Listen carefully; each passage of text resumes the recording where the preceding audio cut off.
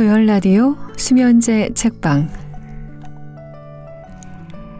좋은 책을 라디오 사연처럼 편안하게 읽어드립니다. 여러분 안녕하세요. 오늘은 반고 후에 영혼의 편지를 읽어보려고 합니다. 우리에게는 별이 빛나는 밤, 그리고 아몬드 나무, 그리고 가장 유명한 해바라기로 알려져 있는 화가인데요. 당대에는 그림을 한 점도 팔지 못했고 경제적으로 어떤 활동도 하지 못했기 때문에 항상 궁핍했다고 하지요. 그가 그래도 그림을 그릴 수 있었던 건 태오라고 하는 자신을 지지하고 그리고 후원해주는 동생이 있었기 때문입니다. 두 사람의 사이는 가까웠다, 멀어졌다를 반복합니다. 반고 후 영혼의 편지를 보면은 고흐의 불꽃 같은 열망과 고독한 내면의 기록이 담담하게 적혀 있습니다. 물감을 사기 위해서, 그리고 밥값을 위해서 태오에게 생활비를 받지만 형으로서 미안하기도 하고 면목이 없는 그런 장면들이 글에 적혀 있는데요.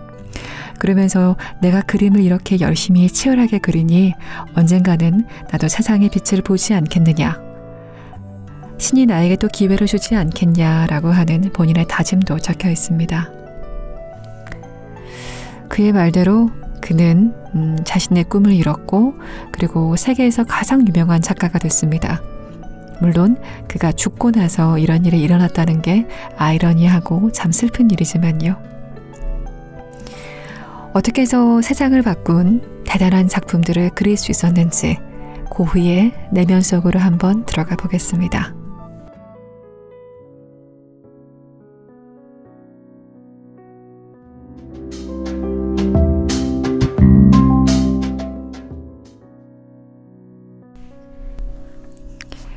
많이 감탄해라. 태오에게. 내 편지를 보니 미술에 큰 흥미가 있는 것 같구나. 좋은 일이다. 내가 밀레, 자크, 슈레이어, 랑비네, 프란스 할스 같은 화가들을 좋아한다니 나도 기분이 좋다. 모베가 말했듯 바로 그거다. 밀레의 그림 저녁기도 정말이지 바로 그거라니까. 장엄하고 한마디로 시 그 자체인 작품이지. 너와 그림에 대해 더 많은 이야기를 나눌 수 있기를 얼마나 바라는지. 지금은 편지로 이야기할 수밖에 없지. 될 수 있으면 많이 감탄해라. 많은 사람들이 충분히 감탄하지 못하고 있으니까. 산책을 자주 하고 자연을 사랑했으면 좋겠다. 그것이 예술을 진정으로 이해할 수 있는 길이다. 화가는 자연을 이해하고 사랑하여 평범한 사람들이 자연을 더 잘 볼 수 있도록 가르쳐주는 사람이다. 화가들 중에는 좋지 않은 일은 결코 하지 않고 나쁜 일은 결코 할 수 없는 사람이 있다. 평범한 사람들 중에도 좋은 일만 하는 사람이 있듯. 1874년 1월.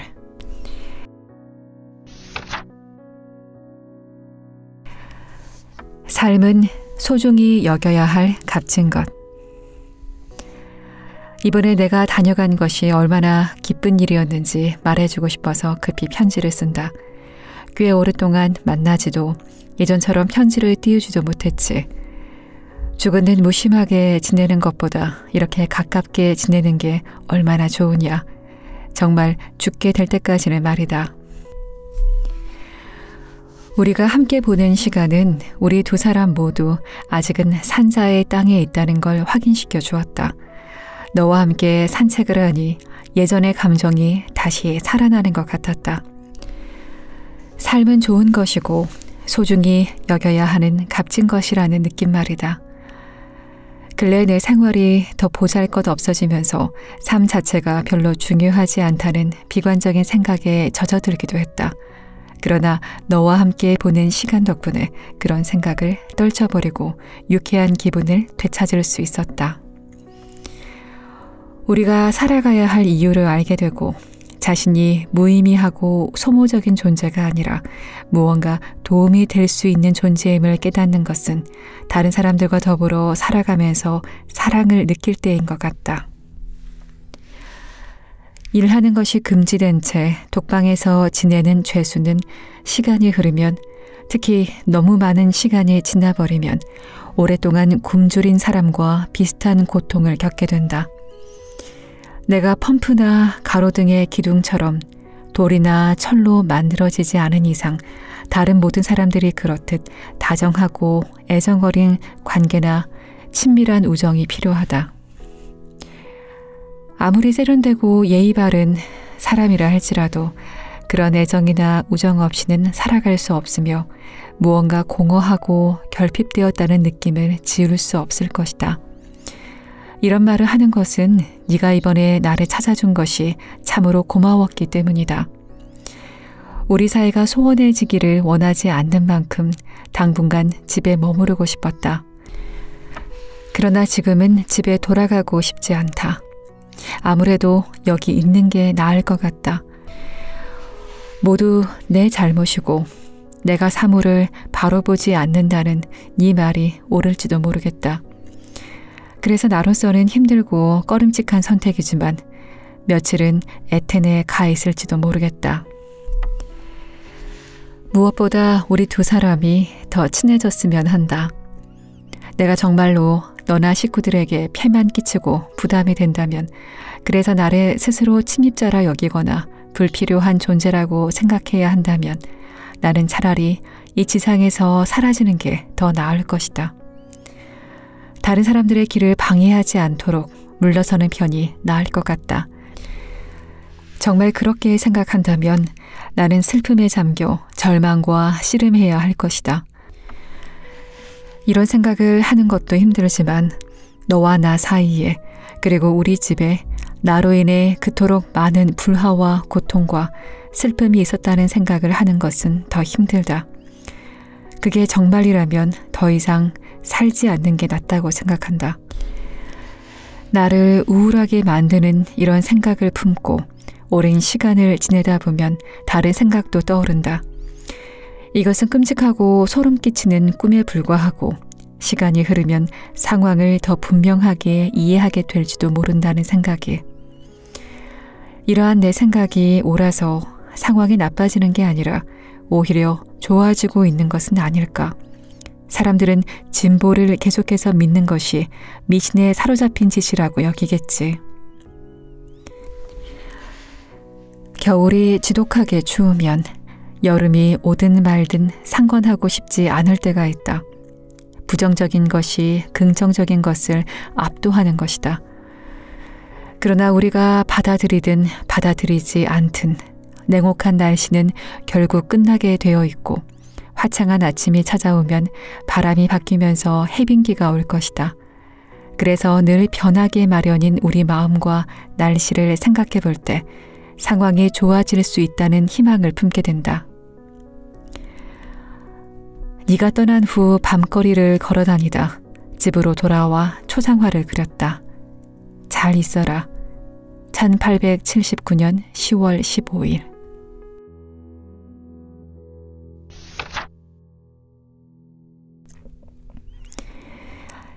새장에 갇힌 새. 태호에게. 오랫동안 여러 가지 이유로 침묵을 지켜왔는데 어쩔 수 없이 펜을 들었다.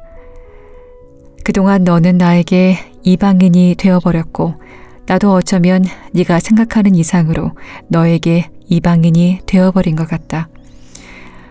이렇게 지내지 않는 것이 우리 두 사람을 위해 좋을 텐데, 편지를 써야 한다는 생각만 들지 않았더라면 지금 이 편지도 쓰지 않았을 것이다. 편지를 쓰지 않을 수 없게 만든 사람, 태호, 바로 너다. 네가 50프랑을 보냈다는 소식이 에텐에서 왔더라. 그래서 그 돈을 받기로 했다. 물론 많이 망설였고 의기소침해지기도 했지만 내 상황이 막다른 골목에 이른 것 같으니 달리 어쩌겠니. 그래서 감사의 편지를 쓰는 거다.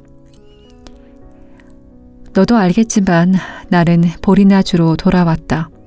아버지는 내가 에텐 근처에 있기를 원하셨지만 거절했다. 그렇게 한 것이 옳았다고 믿고 있다. 싫든 좋든 나는 가족에게 떳떳하게 나설 수 없는 존재, 나쁜 놈이 되어버렸다. 그러니 내가 어떻게 누군가에게 필요한 존재가 될 수 있겠니? 그래서 멀리 떠나 있는 게 최선의 해결책이라고 생각했다. 새들에게 털갈이 계절이란 어떤 의미가 있을까? 자신의 깃털을 잃는 시기라고 할 수 있겠지.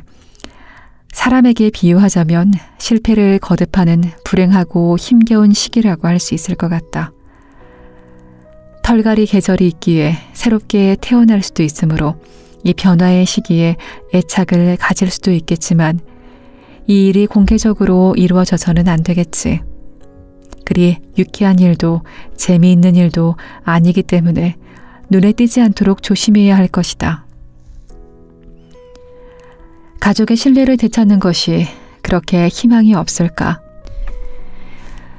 비록 아버지는 편견에서 완전히 벗어난 적이 전혀 없지만 다른 식구는 훌륭한 사람들이니 천천히 그러나 확실하게 관계가 회복될 가능성을 완전히 부정하지는 않는다. 결국은 아버지와 사이가 좋아지면 다행이겠지만 우선은 너와 나 사이의 관계를 회복하는 게 더 중요하겠지.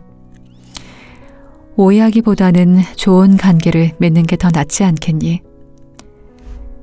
추상적인 이야기를 꺼내서 너를 괴롭히게 될지도 모르겠는데 인내심을 갖고 끝까지 들어주었으면 한다. 나는 정열적인 사람이다. 그래서 가끔은 좀 미안한 생각이 들 정도로 지나친 행동을 하기도 했지. 너무 성급하게 행동하는 바람에 조금 더 참았더라면 하고 후회하는 일도 이따금 있었다. 하지만 다른 사람들도 가끔 무모한 행동을 하잖아. 그렇다고 어떻게 하겠니? 나 자신을 어떤 일에도 어울리지 않는 사람으로 봐야 할까? 나는 그렇게 생각하지 않는다. 오히려 이 열정이 좋은 결과를 거둘 수 있도록 해야겠지. 이를테면 빵을 먹어야 살 수 있는 것처럼 책에 대해 열정을 갖고 끊임없이 정신을 고양하고 탐구할 필요를 느낀다. 너도 그걸 이해할 수 있겠지. 다른 환경에서 살았을 때, 그러니까 예술 작품으로 둘러싸인 세계에서 살았을 때 너도 알다시피 나는 그런 것에 대해 거의 광적인 열정을 품었다. 집에서 멀리 떨어져 있는 지금도 그림의 나라에 대한 향수를 자주 느끼고 있다. 렘브란트나 밀레 혹은 쥘 듀프레, 들라크루아, 밀레이, 마테이스 마리스에 대해서 내가 잘 알고 있었다는 건 너도 기억하겠지. 안타깝게도 이제는 더 이상 그런 환경에 있지 못하다. 그러나 영혼에 깊이 새겨진 것은 영원히 살아있어서 계속 그 대상을 찾아다닌다고 하지 않니? 나는 향수병에 굴복하면서 나에게 말했다. 내 나라, 내 모국은 도처에 존재한다고. 그래서 절망에 무릎을 꿇는 대신 적극적인 멜랑콜리를 선택하기로 했다. 슬픔 때문에 방황하게 되는 절망적인 멜랑콜리 대신 희망을 갖고 노력하는 멜랑콜리를 택한 것이다. 그 후 진지하게 독서에 몰두했다. 성경, 미슐레의 프랑스 혁명, 지난 겨울에는 셰익스피어와 빅토르 위고의 책, 그리고 디킨스와 스토, 최근에는 아이스킬로스와 조금 더 고전적인 여러 작가들, 마이너 계열의 위대한 거장들, 파브리트 위스와 비다가 그 마이너 계열의 작가들에 포함되어 있다는 건 너도 알고 있겠지. 그런데 이처럼 무언가에 몰두하고 있는 사람은 부주의해지기 쉬워서 이따금 엉뚱하거나 충격적이고 관습과 예절에 어긋난 행동을 하는 것처럼 보일 때가 있다. 사람들이 그것을 나쁘게 받아들이는 것은 유감스러운 일이다. 예를 들어서 내가 외모에 신경 쓰지 않는다는 건 너도 알고 있지. 나도 그걸 알고 있고 또 그게 충격적일 수 있다는 점도 인정한다. 그런데 한번 생각해봐라. 내가 그렇게 하는 것은 단순히 외모를 가꾸는 일에 환멸을 느끼기 때문이 아니다. 한마디로 돈이 없기 때문이다. 게다가 나처럼 그렇게 하는 건 공부에 집중하기 위해 고독을 보장해주는 좋은 방법이기도 하다. 그런 고독이 너를 일에 몰두하게 하고 내 생각 전부를 차지하면서 꿈꾸고 생각에 잠기게 할 것이다. 지난 5년간의 세월 동안 나는 안정된 직장 없이 늘 궁지에 몰린 채 방황해왔다. 너는 내가 그동안 뒷걸음질만 치면서 나약해지고 아무것도 하지 않았다고 말할지도 모르지. 그러나 그 생각이 옳을까? 나도 이따금 밥벌이라는 걸 했다. 그렇지 못할 때는 친구들이 선의를 베풀어 도와주었지. 좋든 싫든 얻을 수 있는 것을 취하면서 어떤 식으로든 살아왔다. 내가 많은 사람의 신뢰를 잃었다는 건 맞는 말이다. 경제적인 형편도 좋지 않은 게 사실이고 내 미래가 처량한 것도 부인할 수 없지. 더 잘할 수 있었을 것이라는 말도 맞다. 생계 유지를 위해 노력했어야 할 시간을 낭비했다는 것도 맞는 말이고 공부가 상당히 허술하고 빈약하며 필요한 것을 모두 구하기에는 내가 가진 수단이 너무 보잘것없다는 말도 틀리지 않다. 그러나 그 모든 것이 옳다고 해서 내가 점점 퇴보하면서 아무것도 하지 않았다는 결론이 바로 나올 수 있는 것이냐? 왜 대학을 끝까지 마치지 않았냐고, 왜 그들이 나에게 바라는 것을 계속하지 않았냐고 물을 수도 있겠지. 그 문제라면 학비가 너무 비싸다는 대답밖에는 할 말이 없다. 게다가 대학을 나왔다고 해서 지금 내가 택한 길보다 더 나은 미래를 맞이했을 것 같지도 않다. 나는 지금 내가 선택한 길을 계속 가야 한다. 아무것도 하지 않는다면, 아무것도 공부하지 않고 노력을 멈춘다면 나는 패배하고 만다. 묵묵히 한 길을 가면 무언가 얻는다는 게 내 생각이다. 나의 최종 목표가 뭐냐고 너는 묻고 싶겠지.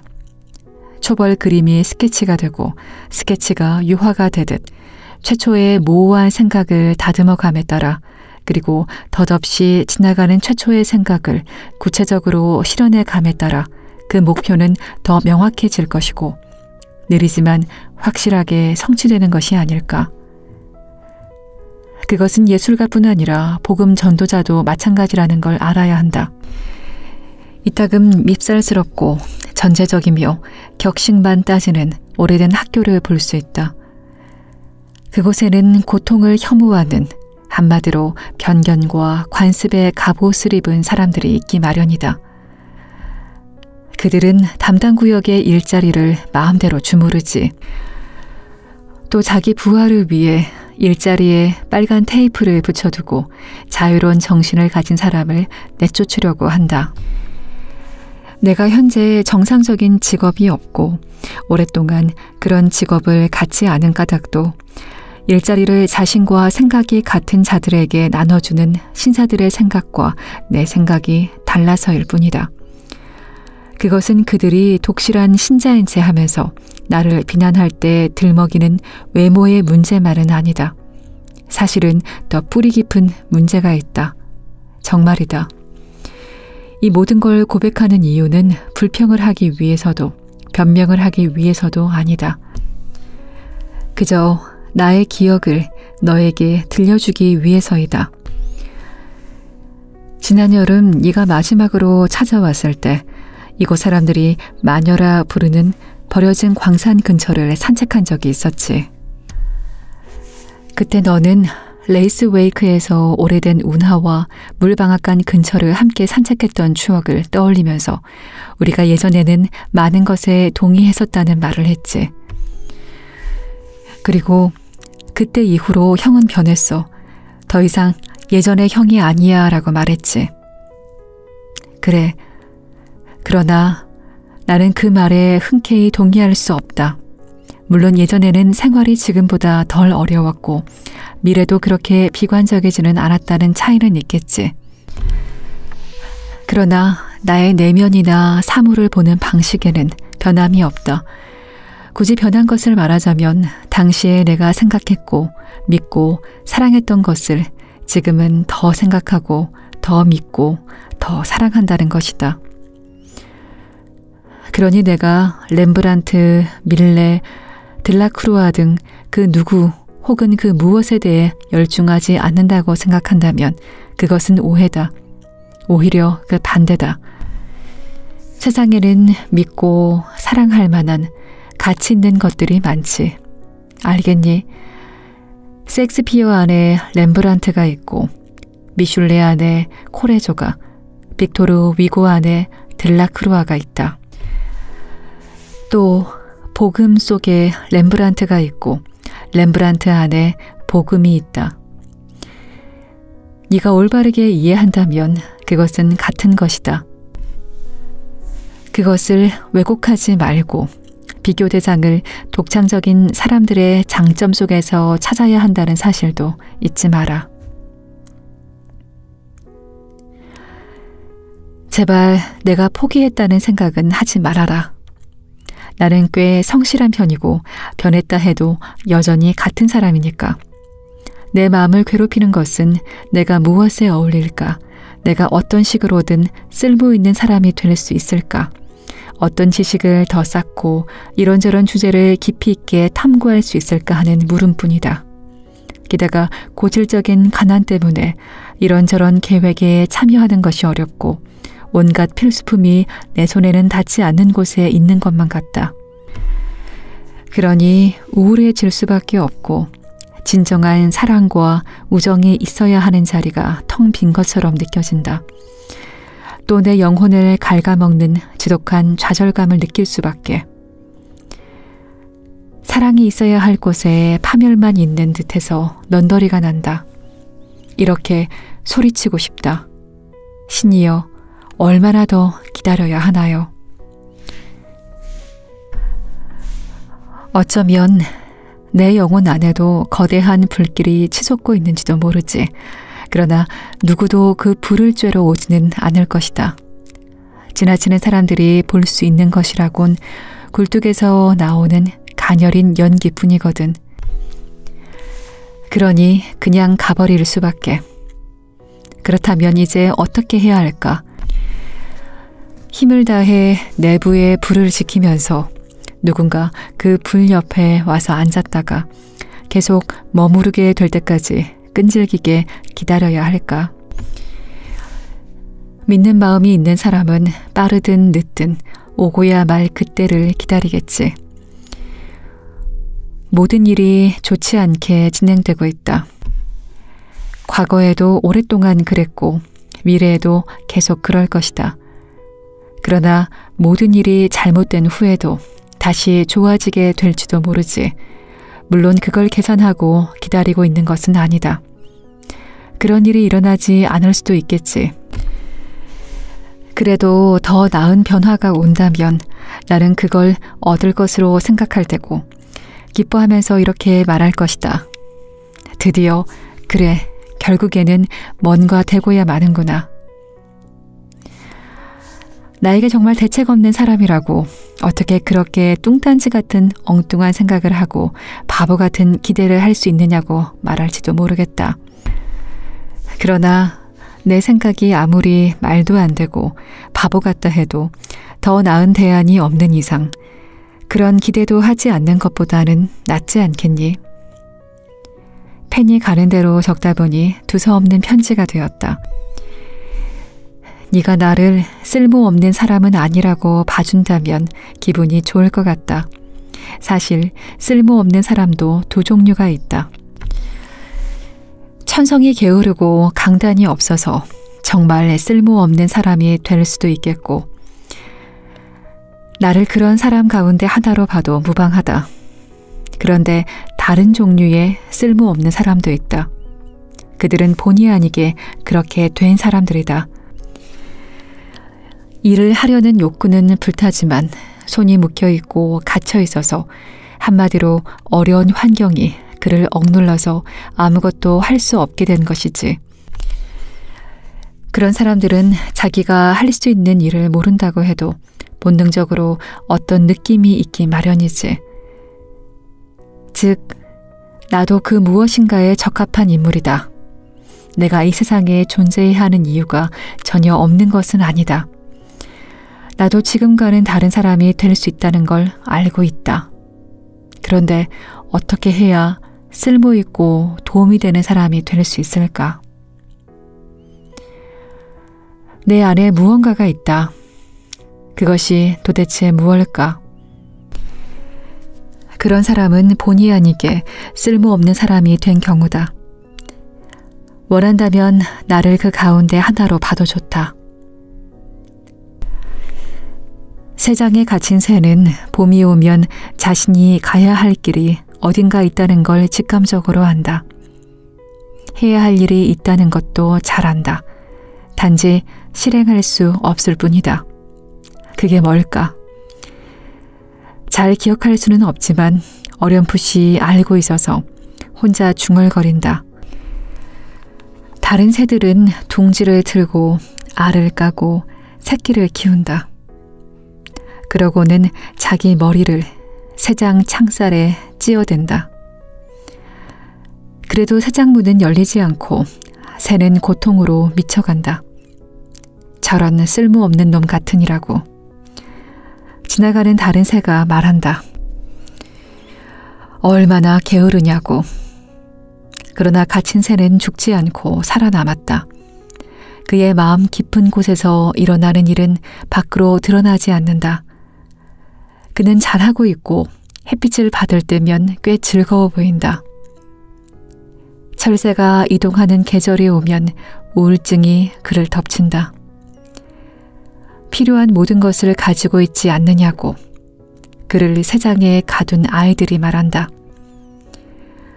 벼락에 떨어질 듯이 어두운 하늘을 내다보는 그에게 자기 운명에 반발하는 외침이 들려온다. 나는 갇혀있다. 내가 이렇게 갇혀있는데 당신들은 나에게 부족한 것이 없다고 한다. 바보 같은 사람들. 필요한 건 이곳에 다 있다. 그러나 내가 다른 새처럼 살 수 있는 자유가 없지 않나.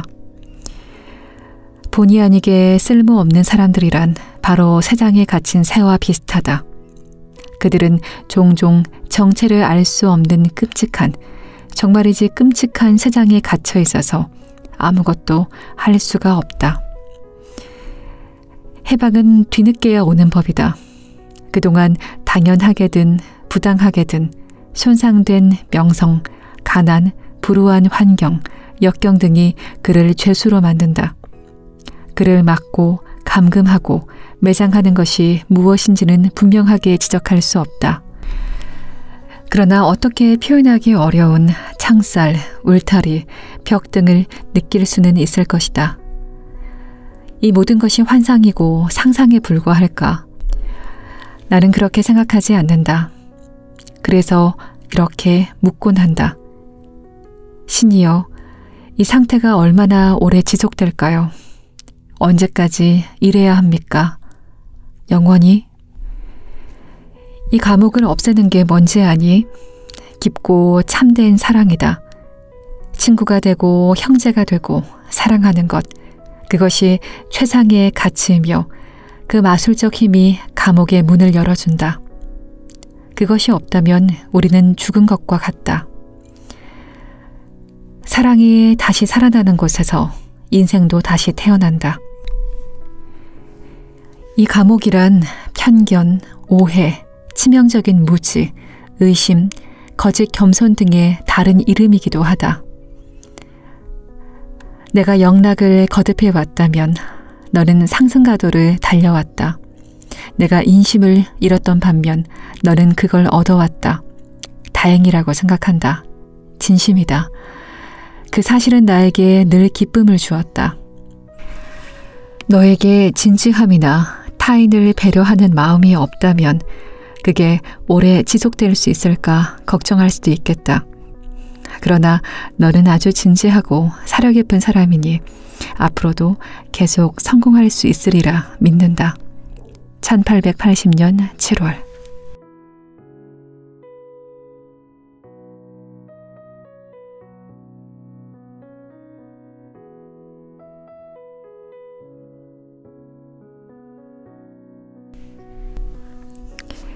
많이 감탄해라.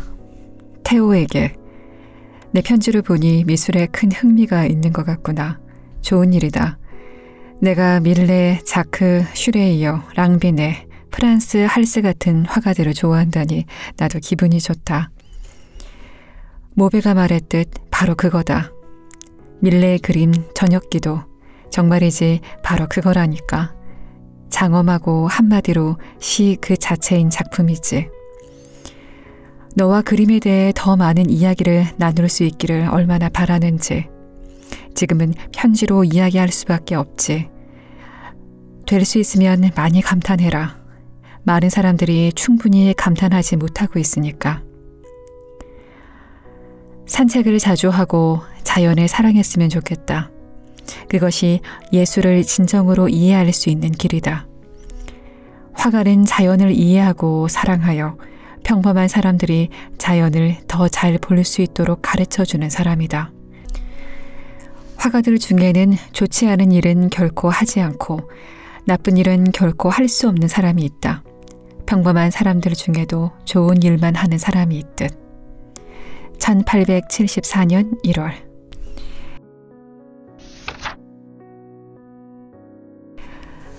삶은 소중히 여겨야 할 값진 것. 이번에 내가 다녀간 것이 얼마나 기쁜 일이었는지 말해주고 싶어서 급히 편지를 쓴다. 꽤 오랫동안 만나지도 예전처럼 편지를 띄우지도 못했지.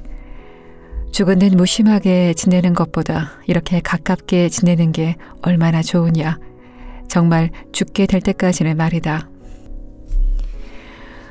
우리가 함께 보낸 시간은 우리 두 사람 모두 아직은 산자의 땅에 있다는 걸 확인시켜 주었다. 너와 함께 산책을 하니 예전의 감정이 다시 살아나는 것 같았다. 삶은 좋은 것이고 소중히 여겨야 하는 값진 것이라는 느낌 말이다.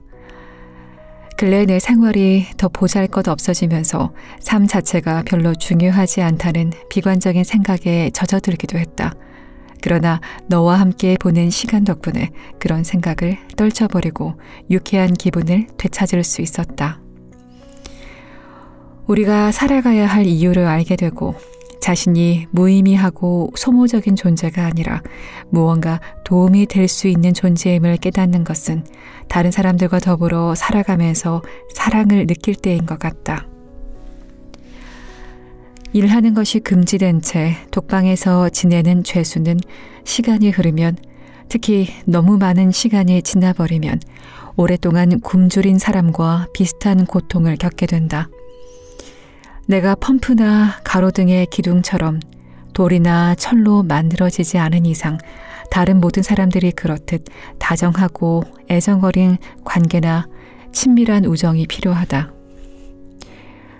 아무리 세련되고 예의 바른 사람이라 할지라도 그런 애정이나 우정 없이는 살아갈 수 없으며 무언가 공허하고 결핍되었다는 느낌을 지울 수 없을 것이다.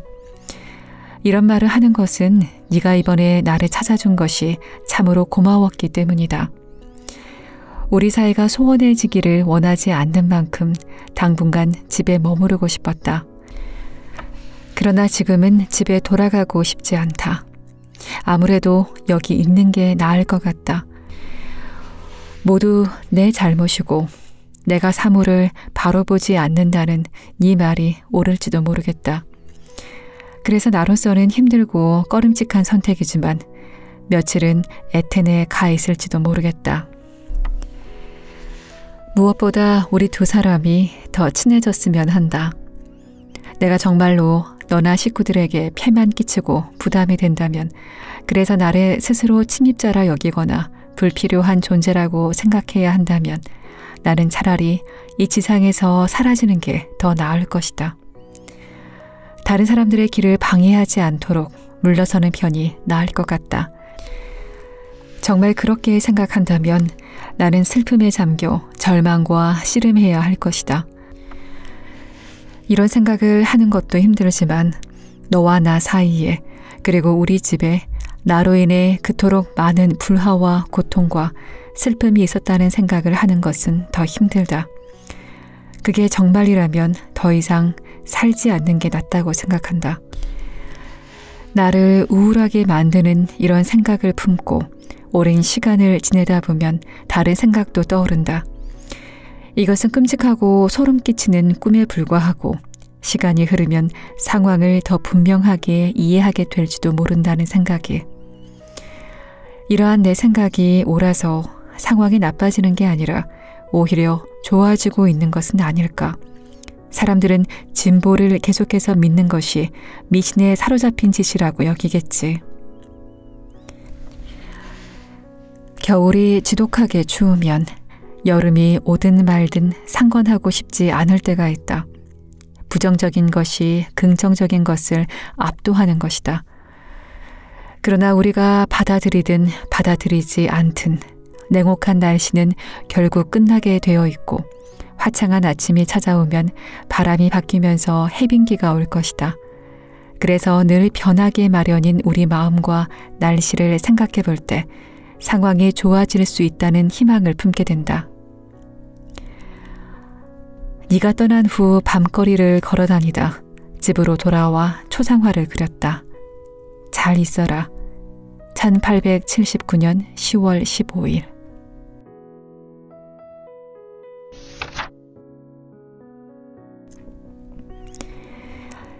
새장에 갇힌 새.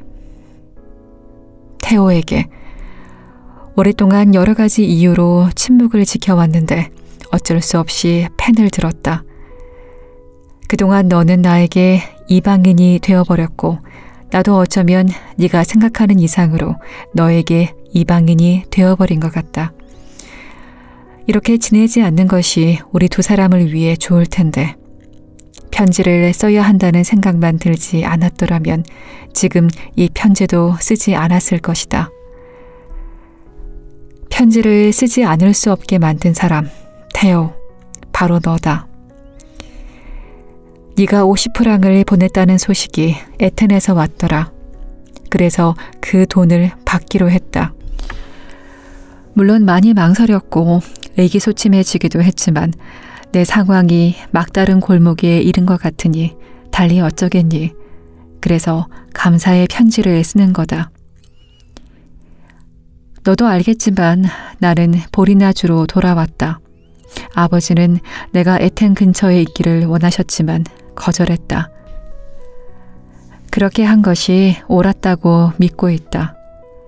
싫든 좋든 나는 가족에게 떳떳하게 나설 수 없는 존재, 나쁜 놈이 되어버렸다. 그러니 내가 어떻게 누군가에게 필요한 존재가 될 수 있겠니? 그래서 멀리 떠나 있는 게 최선의 해결책이라고 생각했다.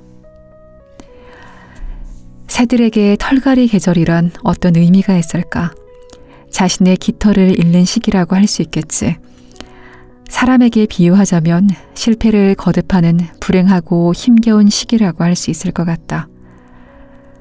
털갈이 계절이 있기에 새롭게 태어날 수도 있으므로 이 변화의 시기에 애착을 가질 수도 있겠지만 이 일이 공개적으로 이루어져서는 안 되겠지. 그리 유쾌한 일도 재미있는 일도 아니기 때문에 눈에 띄지 않도록 조심해야 할 것이다. 가족의 신뢰를 되찾는 것이 그렇게 희망이 없을까? 비록 아버지는 편견에서 완전히 벗어난 적이 전혀 없지만 다른 식구는 훌륭한 사람들이니 천천히 그러나 확실하게 관계가 회복될 가능성을 완전히 부정하지는 않는다.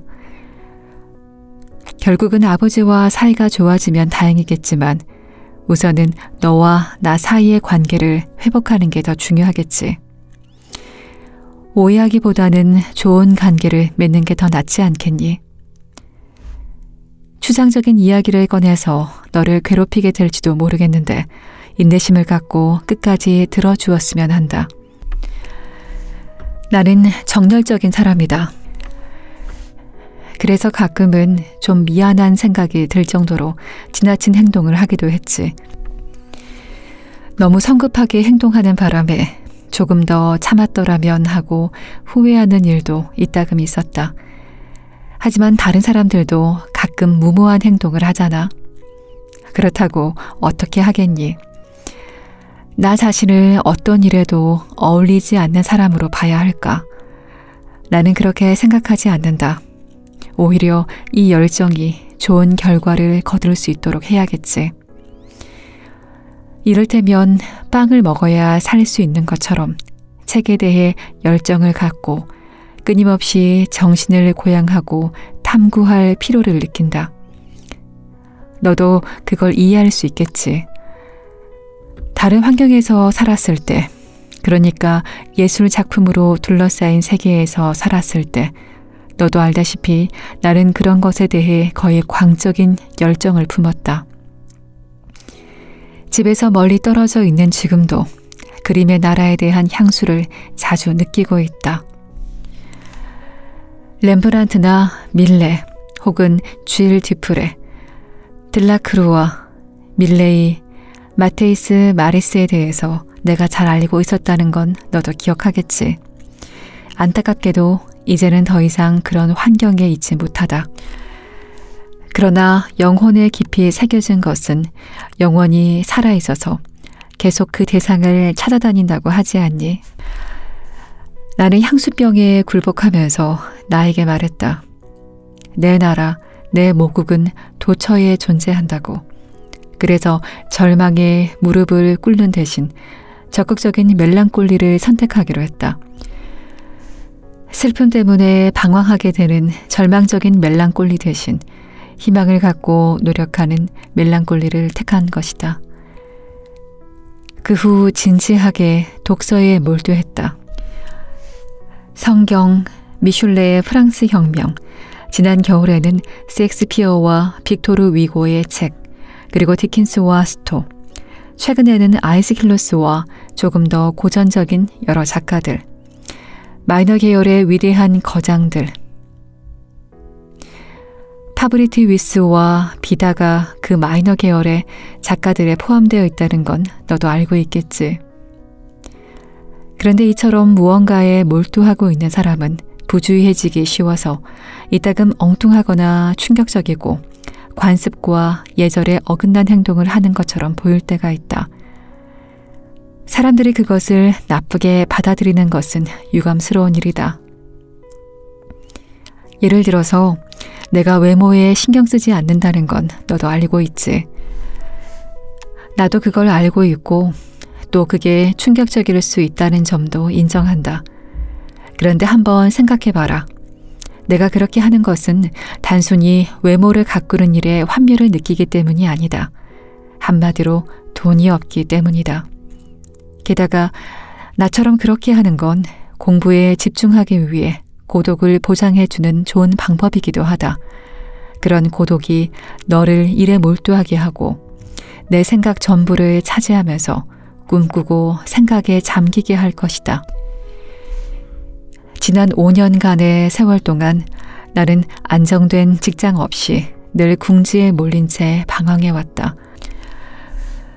너는 내가 그동안 뒷걸음질만 치면서 나약해지고 아무것도 하지 않았다고 말할지도 모르지. 그러나 그 생각이 옳을까?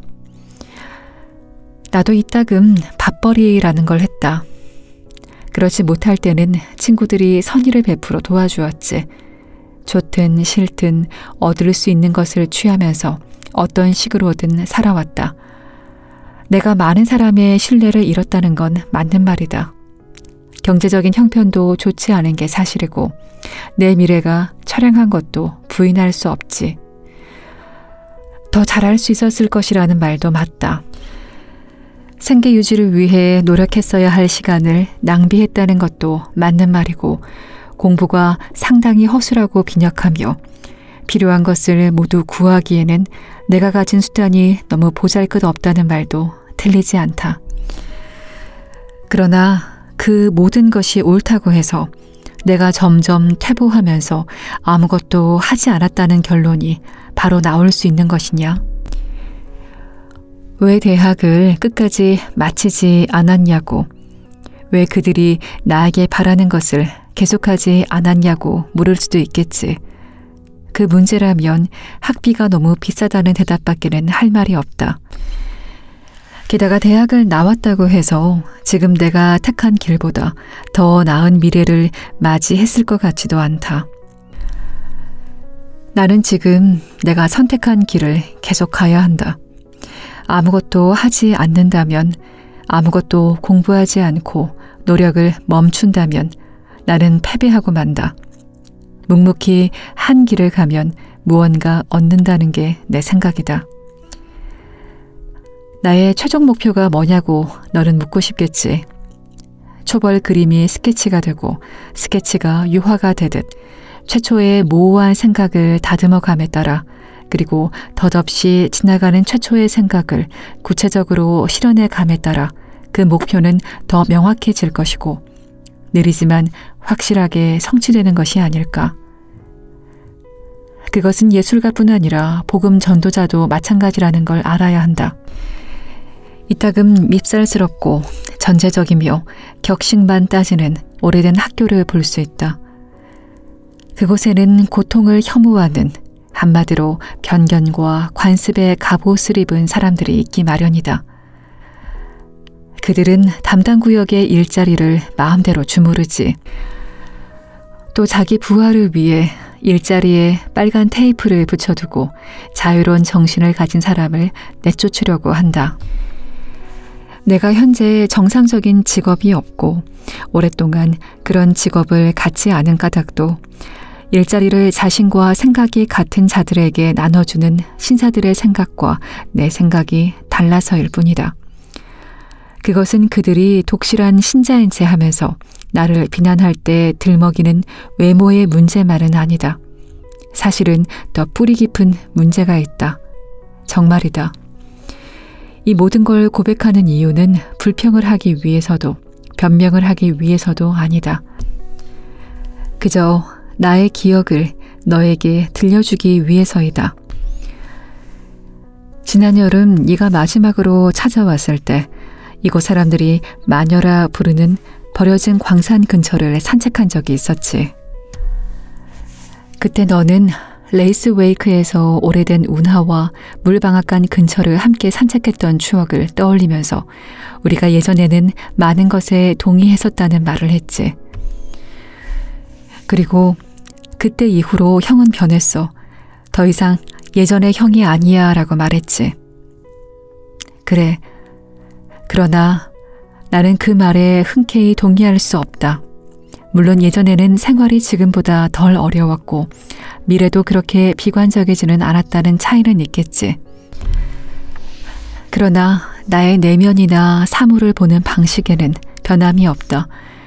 굳이 변한 것을 말하자면 당시에 내가 생각했고 믿고 사랑했던 것을 지금은 더 생각하고 더 믿고 더 사랑한다는 것이다.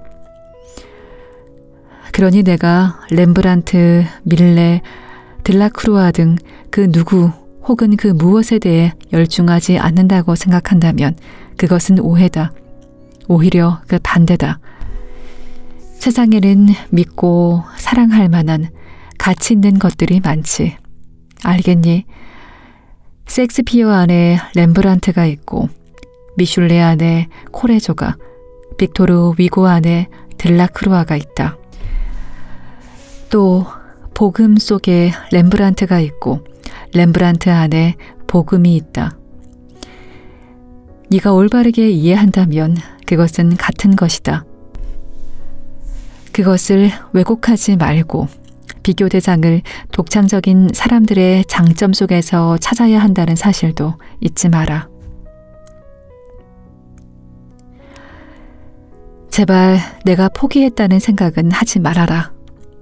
나는 꽤 성실한 편이고 변했다 해도 여전히 같은 사람이니까. 내 마음을 괴롭히는 것은 내가 무엇에 어울릴까? 내가 어떤 식으로든 쓸모 있는 사람이 될 수 있을까?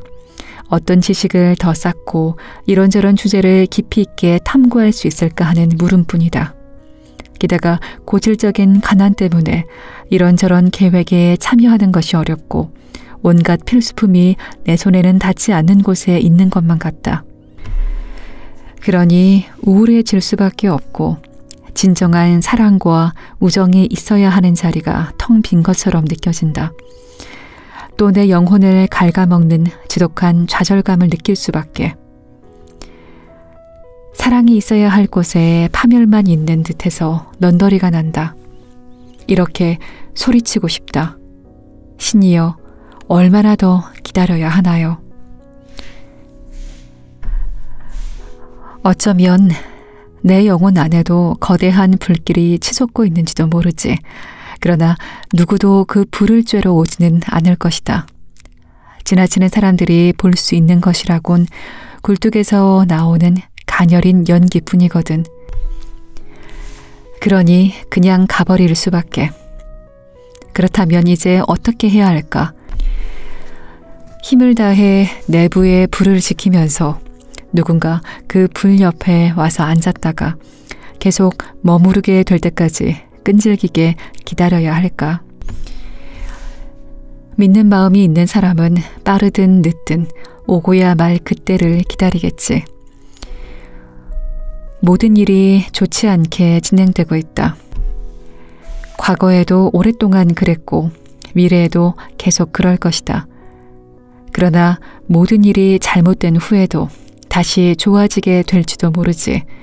물론 그걸 계산하고 기다리고 있는 것은 아니다. 그런 일이 일어나지 않을 수도 있겠지. 그래도 더 나은 변화가 온다면 나는 그걸 얻을 것으로 생각할 테고 기뻐하면서 이렇게 말할 것이다. 드디어 그래, 결국에는 뭔가 되고야 마는구나. 나에게 정말 대책 없는 사람이라고 어떻게 그렇게 뚱딴지 같은 엉뚱한 생각을 하고 바보 같은 기대를 할 수 있느냐고 말할지도 모르겠다. 그러나 내 생각이 아무리 말도 안 되고 바보 같다 해도 더 나은 대안이 없는 이상 그런 기대도 하지 않는 것보다는 낫지 않겠니? 펜이 가는 대로 적다 보니 두서없는 편지가 되었다.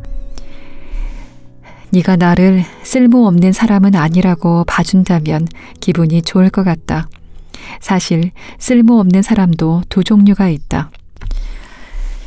천성이 게으르고 강단이 없어서 정말 쓸모없는 사람이 될 수도 있겠고 나를 그런 사람 가운데 하나로 봐도 무방하다. 그런데 다른 종류의 쓸모없는 사람도 있다. 그들은 본의 아니게 그렇게 된 사람들이다. 일을 하려는 욕구는 불타지만 손이 묶여있고 갇혀있어서 한마디로 어려운 환경이 그를 억눌러서 아무것도 할 수 없게 된 것이지. 그런 사람들은 자기가 할 수 있는 일을 모른다고 해도 본능적으로 어떤 느낌이 있기 마련이지. 즉, 나도 그 무엇인가에 적합한 인물이다.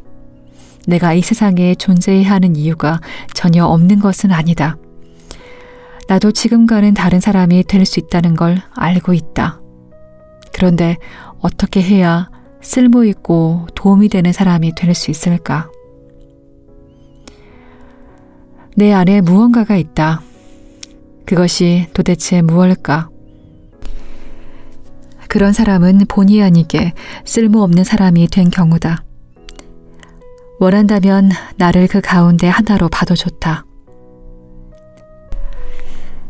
새장에 갇힌 새는 봄이 오면 자신이 가야 할 길이 어딘가 있다는 걸 직감적으로 안다. 해야 할 일이 있다는 것도 잘 안다. 단지 실행할 수 없을 뿐이다. 그게 뭘까? 잘 기억할 수는 없지만 어렴풋이 알고 있어서 혼자 중얼거린다. 다른 새들은 둥지를 틀고 알을 까고 새끼를 키운다. 그러고는 자기 머리를 새장 창살에 찧어댄다. 그래도 새장문은 열리지 않고 새는 고통으로 미쳐간다.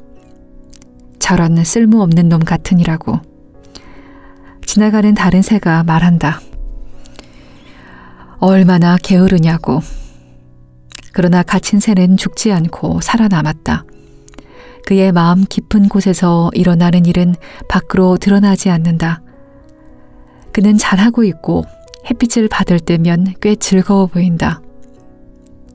철새가 이동하는 계절이 오면 우울증이 그를 덮친다.